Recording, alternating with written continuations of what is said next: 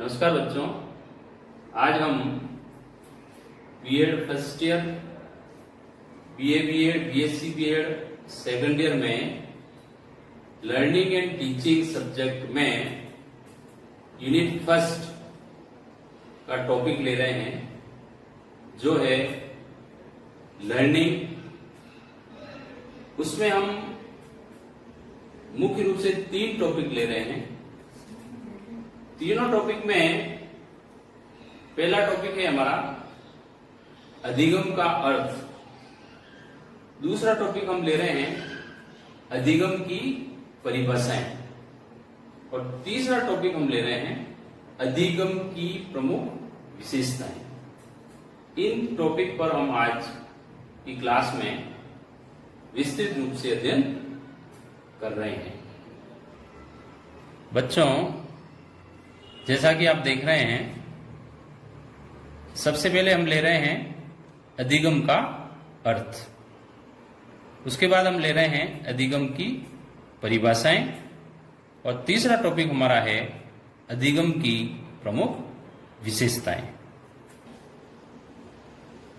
पहला टॉपिक हम बच्चों ले रहे हैं अधिगम का अर्थ। अधिगम को हम दूसरे शब्दों में देखें तो इसको कहते हैं हम सीखना। सीखना किसी भी स्थिति के प्रति एक सक्रिय प्रतिक्रिया होती है। अधिगम एक व्यापक शब्द है। व्यक्ति जन्म से ही सीखना प्रारंभ कर देता है। एक छोटा बच्चा होता है, वो धीरे धीरे धीरे धीरे सीखता रहता है। तो व्यक्ति जन्म से ही सीखना प्रारंभ कर देता है, और वह जीवन पर्यंत कुछ न कुछ सीखता रहता है। अगर अधिगम का संकुचित अर्थ देखें तो इसका अर्थ होता है सीखना, और इसका व्यापक शब्दों में हम अर्थ देखें तो व्यक्ति के व्यवहार में परिवर्तन। सीखने के बाद जो व्यक्ति के व्यवहार में परिवर्तन होता है, उसी को हम लर्निंग कहते हैं, अधिगम कहते हैं। और अधिगम जो होता है वह एक स्थायी परिवर्तन होता है। तभी वह अधिगम जो है वास्तविक अर्थ में अधिगम कहलाता है। तो बच्चों, अब हम अधिगम को एक एग्जाम्पल के माध्यम से समझने का प्रयास करेंगे।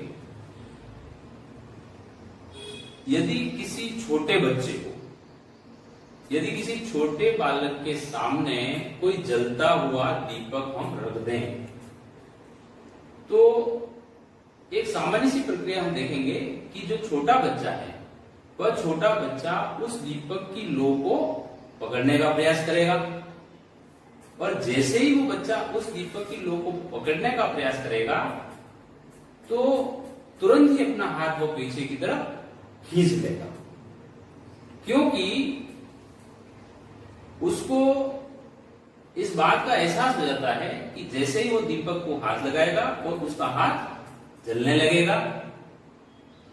तो इस प्रक्रिया में वह अपने व्यवहार में परिवर्तन करना सीखेगा। जब कभी पुनः अगर दीपक उस बच्चे के पास रखा जाए, तो वह जैसा उसने पहले किया है, यानी कि दीपक की लौ को पकड़ने का प्रयास उसने पहले किया था, अब वह ऐसा नहीं करेगा।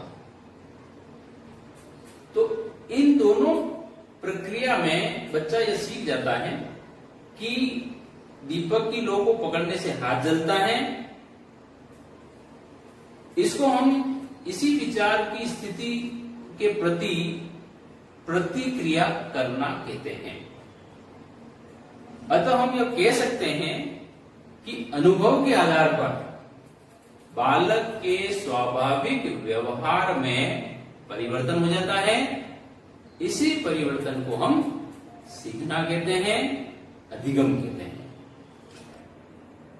तो बच्चों हमने एग्जाम्पल के माध्यम से ये देखा कि अधिगम का अर्थ और उसका हमने एक एग्जाम्पल देखा। अब हम अधिगम की कुछ डेफिनेशन देख रहे हैं।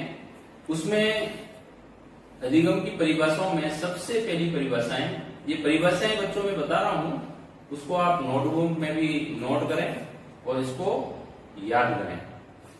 पहली डेफिनेशन हम ले रहे हैं गेट्स के अनुसार, अनुभव एवं प्रशिक्षण के द्वारा व्यक्ति के व्यवहार में होने वाला परिवर्तन ही अधिगम है। इसको वापस सुने आप, अनुभव एवं प्रशिक्षण के द्वारा व्यक्ति के व्यवहार में होने वाला परिवर्तन ही अधिगम है। दूसरी डेफिनेशन हम देखते हैं क्रो एवं क्रो के अनुसार।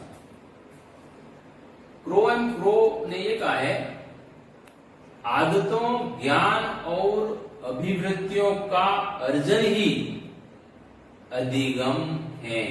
अधिगम यानी कि सीखना है। इसको वापस में रिवाइज कर रहा हूं, आदतों, ज्ञान और अभिवृत्तियों का अर्जन ही अधिगम है।